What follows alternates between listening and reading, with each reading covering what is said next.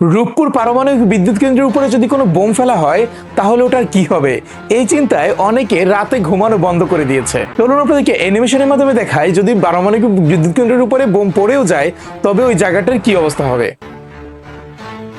দেখতে পাচ্ছেন বোমটা আসলো এবং পড়লো, এবং নরমালি যে কোনো শহরের উপরে বোম ফেলা হলেও যেটা হবে, রূপপুর পারমাণবিক বিদ্যুৎ কেন্দ্রের উপরে বোম ফেলা হলে সেটাই হবে। ভাই আপনার কি মাথায় কাদা যে মানুষ এত জায়গা থাকতে ওইটার উপরে নিয়ে এসে বোমটা ফেলবে? আর যদি বোমটা ফেলেও দেয় তবে আপনার চিন্তা করার কোনো কিছু নাই ভাই, কারণ ওইখানটাতে পরমাণু যেটাকে লাগিয়ে বিদ্যুৎ উৎপাদন করা হচ্ছে সেটা সম্পূর্ণ সেফ জোনের রডের ভিতরে রয়েছে ভাই।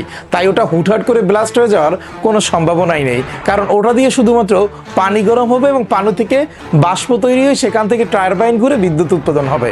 জি ভাই, আপনার ফালতু চিন্তা ভাবনা বাদ দিয়ে আপনি আপনার কাজ করুন।